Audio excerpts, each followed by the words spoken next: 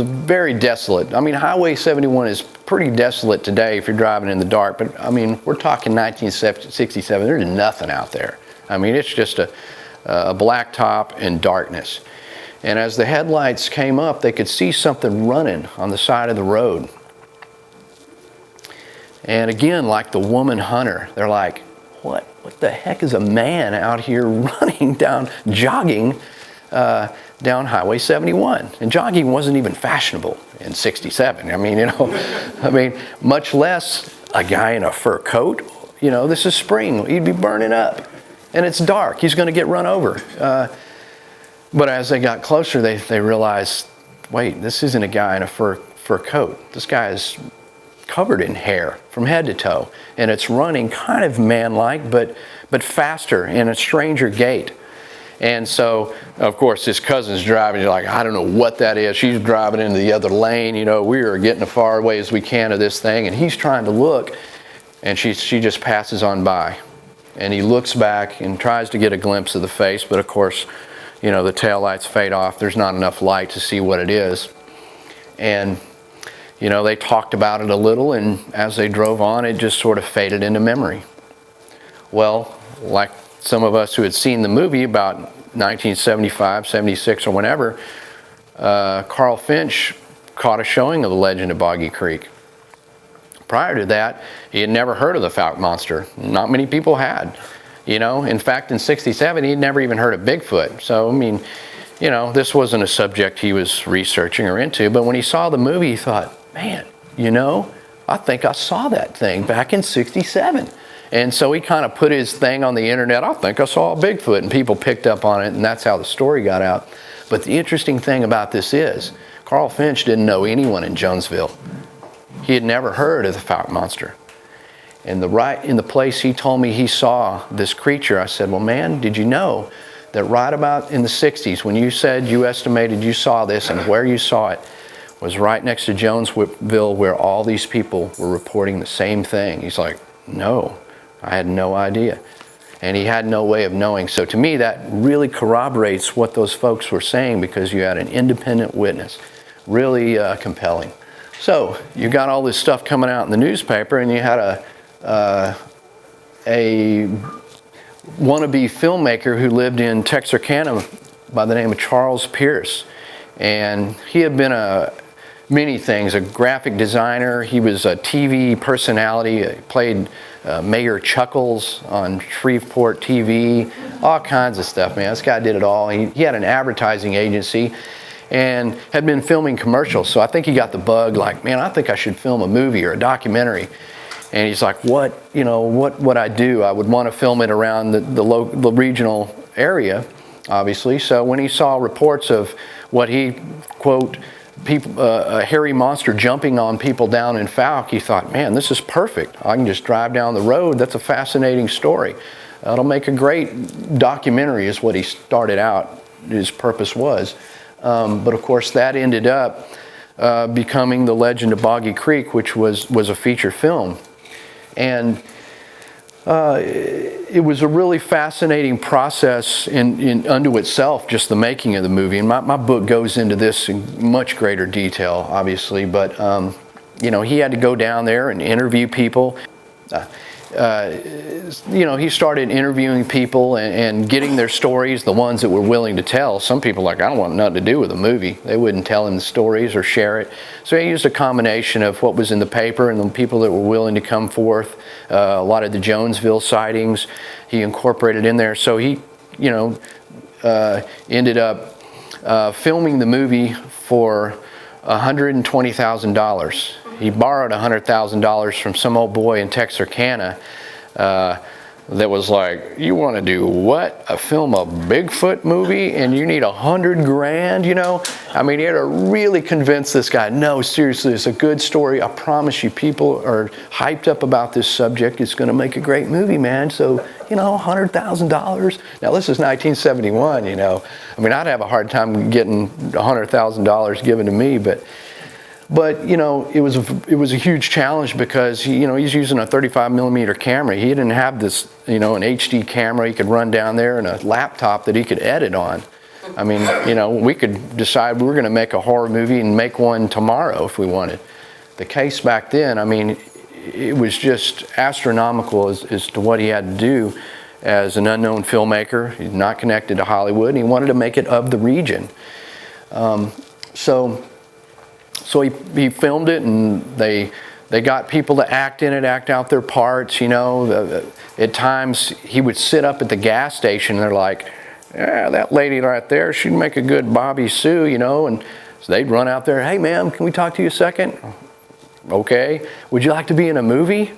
Okay, you know. And what do I got to do? Well, I just got to run out in this field over here and act like you're scared of the Fouke monster and just run. And, you know, people are like, hey, that's cool, I'll be in a movie. And so they did it.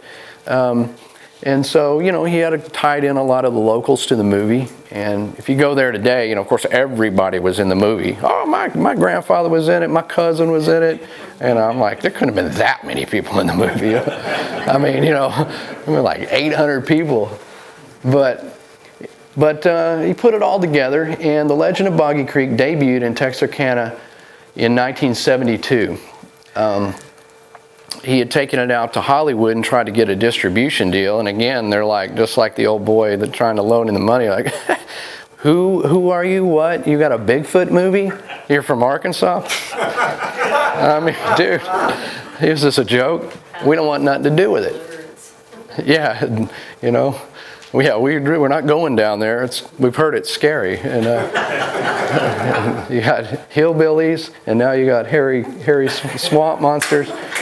I mean, moonshine. Yeah, Hollywood didn't want nothing to do with this at the time. So Charles Pierce said, fine.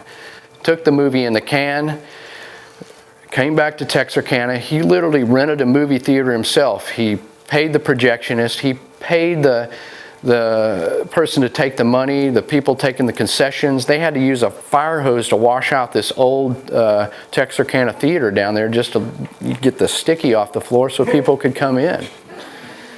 And I mean, this was do-it-yourself all the way. And I mean, it's just what he had to do. And of course, it didn't help because the old boy, Buddy Ledwell, that owned the money, kept calling him every day, where's my money, where's my money? He's like, you know, at this point he had to do what he had to do. But the Fouke monster had become such a phenomenon down there. I mean, Little Rock had put out bounties for $10,000 on this thing. Just imagine nowadays, like, you're listening to the local radio station, if somebody puts a $10,000 bounty on whatever local cryptid, the Lake Worth monster, or if you could bring in a chupacabra. I mean, it just doesn't happen today. So it was a unique time when all this was really coming together. So the hype that was behind that, once he started showing the movie, people were lined up around the block.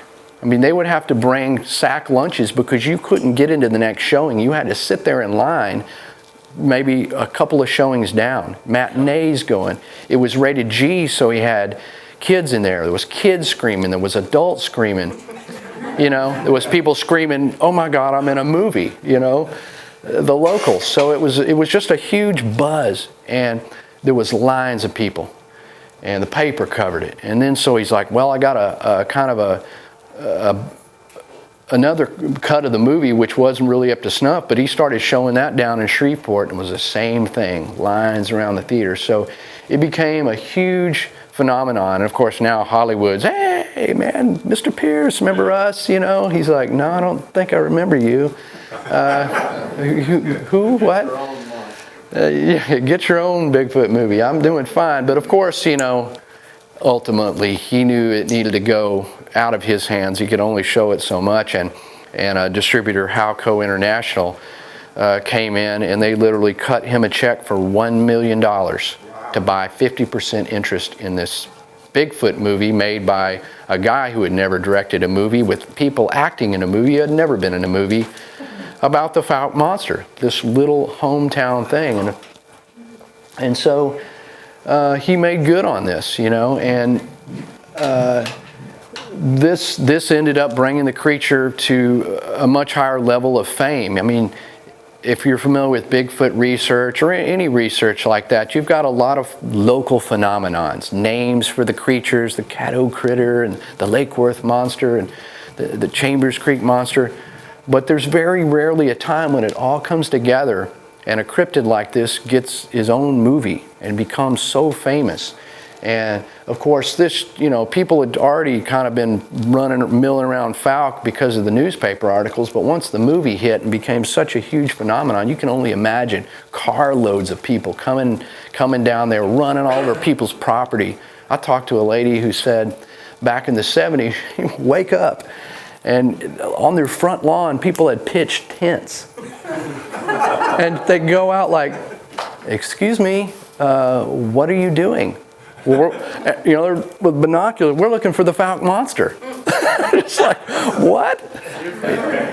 And I mean, just hard to imagine the craziness of that going on. And some of the local people made good. They made merchandise to sell at the local gas stations and cafes. The cafes sold Boggy Creek sandwiches and three-toed, Boggy Creek burger, and a lot of people made the best of it. A lot of the townspeople were very annoyed. I mean, how would you like it if people are, knocking down your fences, letting out tromping on your bean fields? That's fragile income back there. So it was a problem when at the same time, some of the people made a lot of money selling Fouke monster stuff. And here's an old sign from the Boggy Creek Cafe, which was back there. I got a hold of a lot of really cool photos from the Miller Historical Society that they let me reprint that have never been in books like this ever before. And the Boggy Creek Cafe burned in 1975, unfortunately. But some really historical stuff that kind of brought together the history of all this, the area. And I thought that was important to my book, as well as, to paint an accurate picture of the area, of the little town of Fouke and all that. So it was interesting to be able to see these photos. And so, after all this happens, the hype dies down. The 70s, we've all seen the movie. We've been scared. And as time goes on, people kind of generally think the legend of Boggy Creek was something that happened back in the 70s. Oh yeah, that all happened in the 70s. One or two people saw it, which we've already learned is totally wrong. There was a long history of this. But as I started doing the research, I was kind of surprised to find, even me, that there is still a history of sightings going on today. In 1981, a young man down in Jonesville saw this creature, and he was fishing on his property on the little pond, and it was getting to be dusk, and he decided, well, I'm going to give it one more shot. I hadn't been catching anything all day. He heard something moving off in the woods. He's just, it just didn't work. And so he kind of quietly went around this little dog leg in the pond, and as he did, he had heard what he had heard earlier moving through the leaves, but this time he saw it just from the back walking off. And he said it was 7 feet tall, and it walked very upright and covered in 3 or 4 inch long hair. And he got a glimpse of it within about 60 feet of where he was standing. And I interviewed this young man. This wasn't in the movie, and obviously it was later, but he's never told this story before. And I talked to not only the young man who saw it, but his father, because this was a unique case. And a lot of times you interview somebody in any case of unexplained phenomenon, you get to interview the witness. A lot of times just one guy, I saw a Bigfoot. But here's a case where his father, after he sees this, he saw it walk off and he could hear it walking, and then he heard it stop. So he rose up to the bank, and now he's kind of getting out. Now he's making noise, and he said he stopped for a second again to see if he could hear it, and then he heard it running. That was it. He ran back to the house. And when he got back to the house, his father came up, and he's like, oh my God, Dad, I think I saw the Fouke monster. Because, of course, everybody around there knows the Fouke monster. It's in the back of your mind, of course, but you don't think you're going to see it. That's what other people see. And so I interviewed his father, which is a very respectable, one of the deacons in the church around there, a pillar of the Fouke community. I mean, had been a photographer, taking amazing photos over the years of the people down in there. And he told me the story as well, and he, these are not people making this up, and told me what his son had saw, and they had investigated. So, another just a great sighting. In 1992, a truck driver driving one way and a carload of 5 people reported a sighting. And I interviewed 2 of those people in the car that reported the same kind of thing crossing a county road down there. So again, now you've got 6 people who saw it at once. And in 1992, you had another case in which 5 people in 3 different cars saw something standing off the side of the road, all stopped and sat there and watched it standing over there looking at them for a while, and it eventually just disappeared off into the forest. In 1997, there was another report of a local seeing it. So again, we've got a history. And on into the 2000s, there was several more sightings. There was a coon hunter that saw it down on Mercer Bayou. And just to kind of talk about the area, get back to the area again, of course in the times from the 1960s and 70s, a lot of deforestation has taken place up there. They put in another highway, the original Highway 71, which incidentally they renamed Monster Expressway, no joke. I thought it was slang on the internet. I looked it up, and as I researched the book, I was like, wow, it was the official name they gave that thing. So you can really see how connected to the town and the area that this creature is. I mean, it's just a part of life down there. And so, as on into the 2000s when they started putting in these highways and a lot of the area has been cleared now for farming, so you just don't have as much of the dense tree areas in and around the Fouke and Jonesville area, although it's still, the Sulphur River Wildlife Area is still just as it was. I mean, there is still an area that I think could hide a creature like this. Yep. The Arkansas legislature designated an area as a preserve for the Boggy Creek monster. Oh, they did. Well, there you go. I mean, and that's kind of a unique thing because in California, in Washington, where they have, it's so associated with Bigfoot, they've put in legislations up there. But that kind of goes to show you how well known and important this phenomenon is to the area and the culture. So. There's sightings. The last sighting in my book was as recent as 2010, and I've actually investigated some beyond that I've heard of. But it's interesting because the sightings that were early on in and around Fouke, if you kind of put them on a map, you can see that they've withdrawn further away from that area because it kind of makes sense. There's less trees, there's less wild animals walking through that area. That monster's supposed to be 90 or 100 years old. I'm just thinking the same thing. Well, there's a family of them. Well, yeah, definitely. And when I kind of talk about him as the Fouke monster, but to be fair, it would be a population of these creatures. It would be many, because he'd be a little too old to be scaring people at this point, Yeah. He's retired and he's passed this on to the younger generation, and he's not so scary with a cane. That jogging from the belt. So, he is, known for jogging. So, I mean, it would certainly be a population of creatures, and this is in general for Bigfoot as well. A lot of people are like, Bigfoot? Well, he sure gets around a lot. Well, if it's it would have to, if it's a creature, a flesh and blood creature, obviously it has to have a limited population of some sort. They've got to be somewhat intelligent to be so elusive. Are there caves around there that they know of in that wilderness thing? There's not a lot of caves in that area, but the areas, because of the swampy bottomlands, if you were heading out there, a lot of areas, and some of the areas that I went to look at the sightings where some of the witnesses took me to, you could only get there by canoe, a boat. I mean, that was the only way to get there. So you have a lot of places where the general population, even, hunters and things, there's just not going to be that many people out there. So while I don't think there's caves or things to hide in, there's still plenty of area and a lot of waterways, because that Sulphur River area flows down to what's called the Mississippi water web, which is all flowing down towards the Mississippi. And it's just a spidery network of creeks and rivers and waterways. And these are always been the theories behind creatures like this, that this is the way they travel. You know, I mean, you know, you're not, I mean, sometimes he jogs down Highway 71, but some, you know, obviously if you're going to cross roads and things, if you're moving on the creeks, this totally makes sense. And there's been a lot of sightings on the Sulphur River itself over the years, even from Highway 71, where it looks like this creature could travel. And I've canoed down the Sulphur River, it's just huge.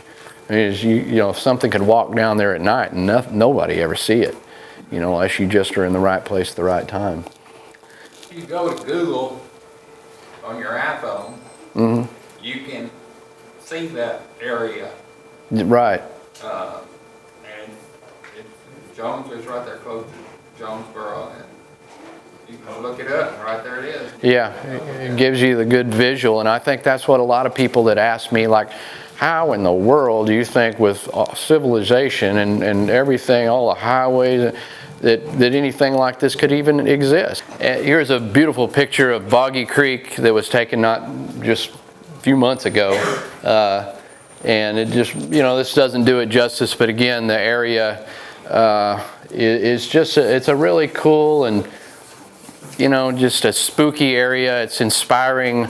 I don't know if that's good or bad or coincidental or ironic or what, but of course it kind of inspires you to see spooky things, but it's at the same time it's a place that, as we were just talking, it's definitely a place that can hide creatures. And you know, it kind of pulls at your logic a little bit, and you say, all these people saw it, but we don't have a dead body, you know, not one single photo, but there's so much compelling evidence